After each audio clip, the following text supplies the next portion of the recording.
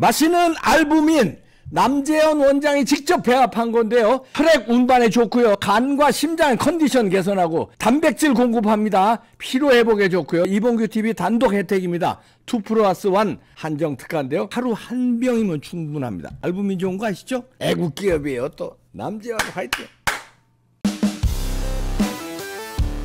네, 김영윤 TV의 김영윤 소자 모셨는데요. 한동훈에 대해서 좀 잠잠한 듯 하다가 다시 이제 시끄러워지고 있습니다. 아, 그러니까 이게 한동훈 효과로 국민의힘이 이제 색이 변하는 게 조금 더 키워보면 이거 이준석 효과다. 이준석 시즌 2입니다. 그러니까 저는 좀 이해가 안 되는 게 이승만 대통령을 부정하는 사람들이 보수 안에서 진보와 개혁을 이야기하고 있다라는 게 정말 저는 조금 이거를 어떻게 받아들여야 할지, 제가 비정상인가? 이런 생각을 할 수밖에 없는 거예요. 그러니까 지금 보수 정당에서 그 화면에 띄울 건데요. 진중권이 보수의 미래를 말한다 이러면서 강연을 했어요. 진중권이요. 진중권이 보수의 미래 강연해요? 네. 그래서 진보의 미래, 좌파의 미래 강연해야 되는 거 아니냐? 그래서 이제 좌파가 어떻게 우파의 미래를 네가 비판하겠다는 거야, 뭐야? 이거는 좌파 극좌에 가깝지 않아요? 저는 원래 그랬죠. 원래 극좌인데 네. 민주당보다도 더 훨씬 저쪽 당의 소속이었잖아요. 정의당이고 정의당이라든가 뭐 민노당이라든가 이쪽 소속이었다가 어떻게 갑자기 저렇게 되는지 몰라. 아니요, 이렇게 제가 볼 때는 보수로 전향을 한 게 아니라 그냥 개혁을 입에 걸치는 한동훈과 이제 함께 하고 있다. 한동훈을 에워싸고 있는 그 집단들이 보면 진중권, 김경률, 뭐 신지호 몇 분들 계시잖아요.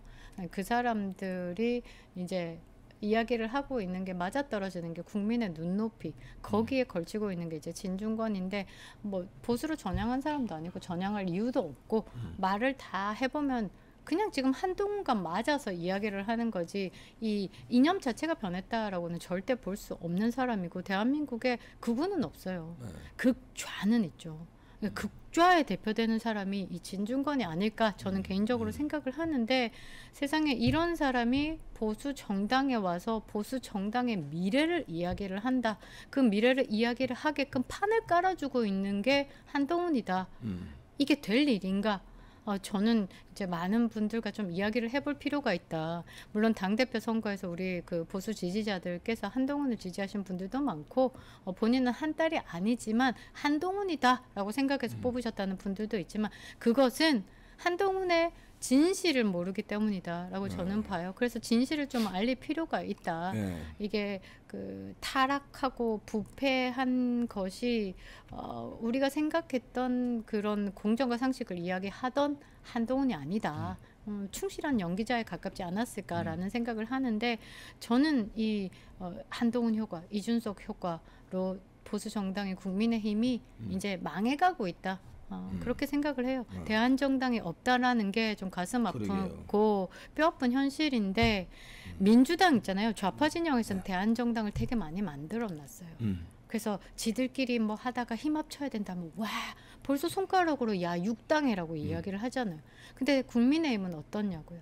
대한정당을 만들자. 대한정당 있습니다. 그런데 국민의힘 스스로 어떻게 했어요. 극우라는 프레임 싸면서 내치고 극우니 뭐니 그거 굉장히 잘못된 거거든요. 발전을 하려면 이 파이를 키워가면서 발전을 해야지. 이게 딱 제로섬 게임처럼 요 판이 내 거니까 요거 다 갈가 먹어야지 이런 마인드로 있으니까 발전을 못 하는 거예요. 그러니까 지금 현재 보수 정당에 있는 사람들이 보수냐? 아니죠. 기회주의자들이죠. 그렇죠. 저는 그렇게 보는데 지금 현재 보수 정당의 미래는 없다라고 보고 한동훈을 에워싸고 있는 사람들 중에 가장 대표되는 게 지금 보이는 게 진중권인데 정말 수치스럽다.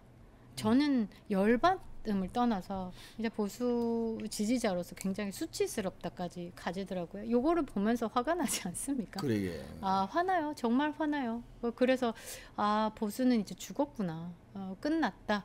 그리고 한동훈의 비서실장 서병수 동생 서범수 그 저는 아니, 이준석의 비서실장인데 한동훈의 지금 사무총장 됐죠. 네네, 국민의힘 사무총장. 국민의힘의 사무총장을 맡고 있고 업그레이드 됐죠. 이준석의 당대표 시절에 비서실장을 했을 때 그때 저는 그 보수가 아니다. 제가 지금 확실하게 저는 제 생각은 그분은 기회주의자예요. 왜냐하면 이준석이 성상납 무마로 7억 각서 때문에 국민의힘 윤리위에서 추가 징계가 들어갔을 때 네. 이준석 구하기에 발벗고 나선 사람이 서병수 동생 서범수입니다. 그래서 저는 보수는 진실을 추구해야 되잖아요. 진실을 추구하고 불법에 타협하고 이러는 순간 보수는 부끄러워야 되는 건데 그 부끄러움을 앞장서서 했잖아요. 기회주의자다. 그런 기회주의자들이 지금 한동훈을 에워싸고 있는데 요 다음 페이지 한번 보시면요. 일단 그렇잖아요. 그 사회에서 이제 뭐 인사로서의 뭐 말의 무게, 그다음에 영향력 이런 것들이 일반인들보다는 이제 공중파를 타니까 영향력은 있을 거잖아요. 그러니까 아무 때나 그냥 마구 뭐라고 해야 되나? 씨부린다라고 해야 되나? 그냥 저는 그래요. 그냥 아무 뜻 없어요. 굉장히 뭔가 뭐 고퀄을 갖춘 것 같죠. 뭐 맨날 특임 교수래요. 저 맨날 광운대 특임 교수래요. 저는 그것도 조금 그렇고 어디 나올 때마다 맨날 광운대 특임 교수, 맨날 동양대 특임 교수. 아니 이거 특임 교수 맞아? 모르죠.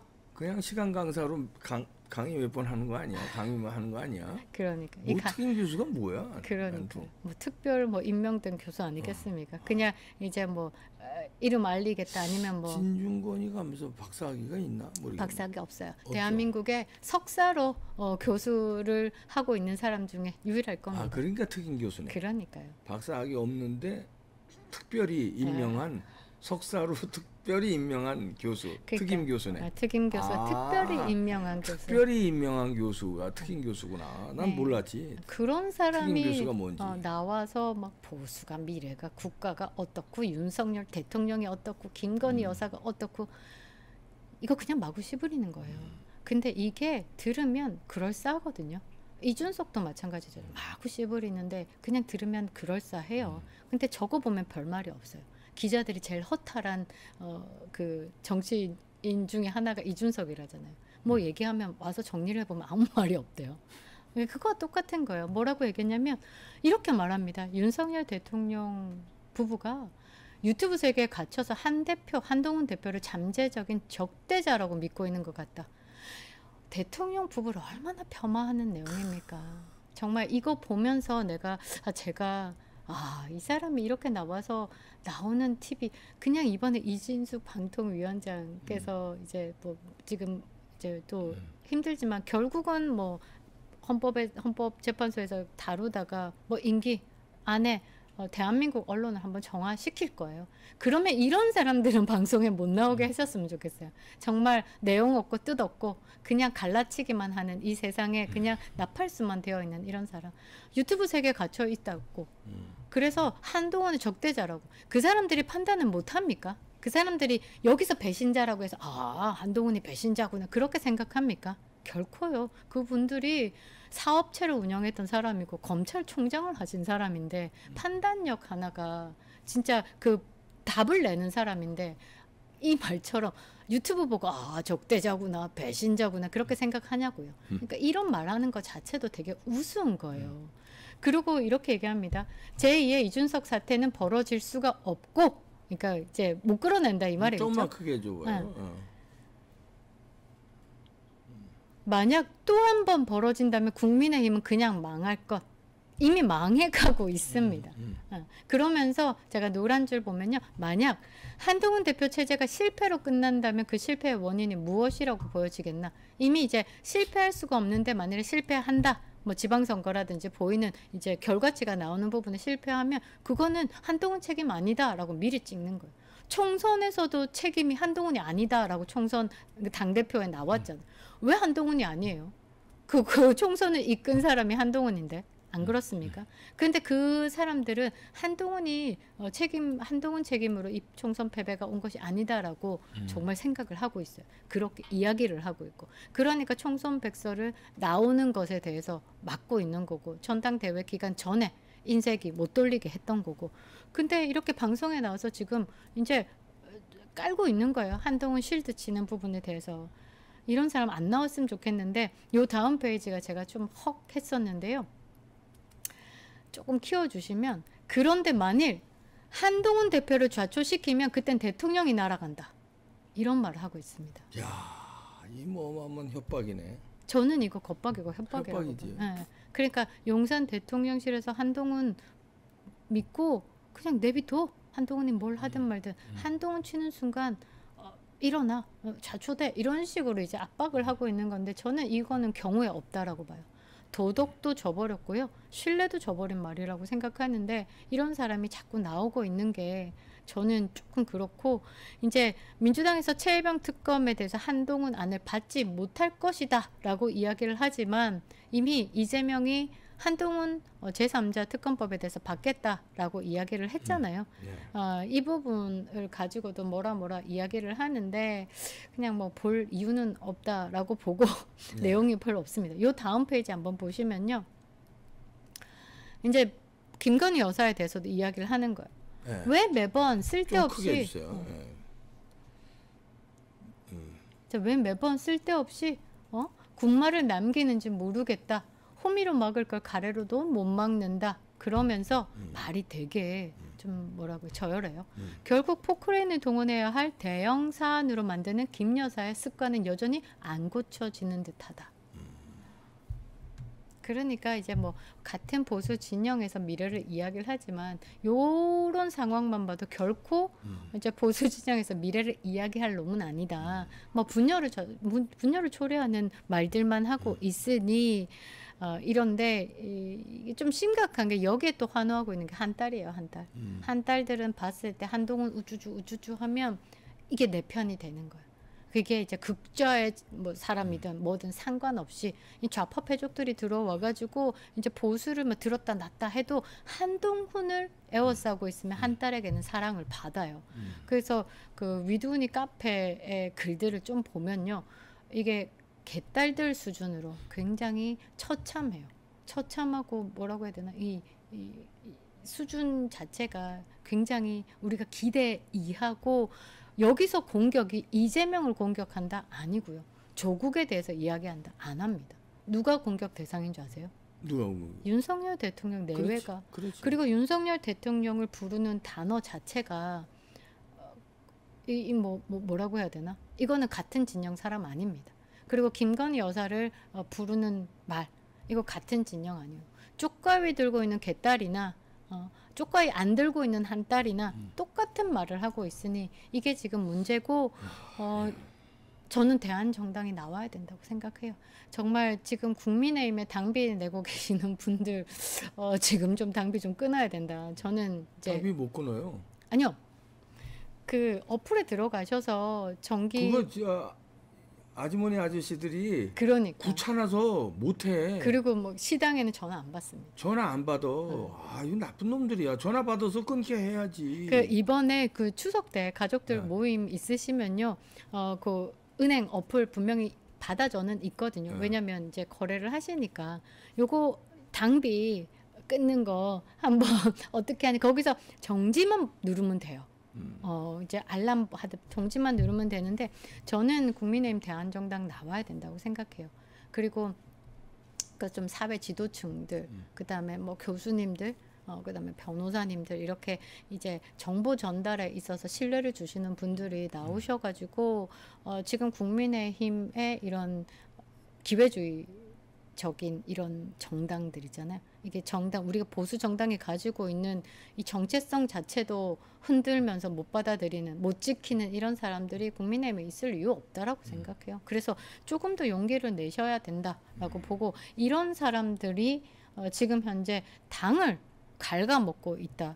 요 다음 페이지 보시면 네. 위두훈입니다. 네, 한동훈 지지자들의 카페에서 끝까지 저항하는 친윤들, 이제는 이진숙 방통위원장을 대권 후보로 낸다. 이러면서 이제 지금 이 현안에 대해서, 아니 방통위원장을 대권 후보로 낸다. 이거는 이제 그 이진숙 방통위원장이 그 청문회 사흘 밤낮을 괴롭히는 그 청문회에서도 꼿꼿하게 보수 이념 정체성 딱 드러내면서 할 말 제대로 했고 언론의 정상화에 대해서 힘을 쓰겠다라고 했던 부분에 우리 보수라면 다 같이 박수 쳐야 돼요. 이것을 배배 꼬아가지고 이렇게 얘기를 하는 거예요. 한동훈이 다음 대권 주자여야 하는데 이진숙이라는 이름이 거론됐으니까 이제 이진숙도 적인 거야. 그러니까 이거는 이제 문화가 이제 민주당에서 이런 개딸의 문화가 이식된 걸로밖에 절대 해석이 안 되는 건데 뭐라고 하냐면 한동훈 대표님이 일단은 당내 주도권을 잡는 데 성공했다. 지네들이 이제 쫓아냈으니까 저들은 머지않아 또다시 반격을 시작하겠지요. 오늘 반한 유튜브들이 이진숙 방통위원장을 대권 후보로 일제히 띄우고 있습니다. 여기 이봉규도 들어가겠네. 네, 그럼요. 반한 유튜브에. 왜냐하면 이진숙 잘했다고 칭찬 많이 했거든요. 여기에 제가 그렇게 했어요. 우파 국민의힘이 우파 유튜버, 그러니까 논리적으로 이재명, 이준석, 하태경 이런 정청래 사람들 박살 내려는 이제 싸움다. 우파 그러니까 논리로 박살내는 사람 제가 몇 명 거론을 했어요. 그러니까 이봉규 박사님, 강신업, 홍철기, 장해찬도 좀 있고 배승희 몇 분들이 딱 생각나는 분. 그분들이 반한 유튜버들. 반한 유튜버지. 네, 그렇더라고요. 저기서 아예 좌표를 찍었더라고요. 그래서 그 반한 유튜버들이 지금 한동훈을 아니라 다른 사람을 일제히 띄우고 있다. 네. 그래서 우리는 한시도 방심을 해서는 안 된다. 방심을 해서는 안 된다. 그리고 당대표 선거 과정에서 한동훈 대표님에게 했던 일들을 잊어서는 안 된다. 저거 잊지 않기 위해서 김경률이 계속 방송에 나와서 이제 원희룡 후보 전 후보에 대해서 이제 전 국토부 장관에 대해서 공격을 하잖아요. 퇴출이라는 말까지 씁니다. 왜냐하면 그 원희룡 전 국토부 장관께서 국토부 일을 잘 하셨으니까 또다시 이제 내각으로 들어갈 수 있다라는 내용들이 막 들려가니까 이제 차기 대권 주자로서 이제 한동훈과 이제 겨뤄야 되는 상대, 그러니까 그런 상대를 미리 죽이겠다 이야기를 하니까 이재명식 정치를 하고 있다라고 봐야죠. 이재명도 다 죽였잖아요. 박영찬부터 시작해서 잔인하게 사천으로 공천 학살을 했잖아요. 이제 그런 거와 똑같은 길을 가고 있다. 이준석 플러스 이재명 플러스 그렇게 하는 것 같아요. 그래서 이재명, 이준석, 유승민 플러스 이 세 사람을 플러스 해가지고 김무성도 잊을만 하면 넣어야 되니까 요거 는 하면 한동훈이에요. 그러니까 배신. 이재명의 특징은 뭐냐면 어떤 일을 관철시킬 때 자기가 안 해요. 남 시켜서. 이렇게 막 하고 자기는 모르는 척. 난 모르는데. 그런 식으로. 그게 딱 한동훈식이잖아요. 그다음에 내부 총질하는 것도 지금 이준석 업그레이드 버전이죠. 그러고 유승민이 얘기했잖아요. 저는 국민을 배신한 적이 없다. 지금 한동훈도 그러고 있잖아요. 한동훈은 어떻게 합니까? 저는 누군가 하나를 지키기 위한 정치를 하지 않겠다. 정치 언제 해봤다고. 정치 초년 병 아닙니까? 병. 네.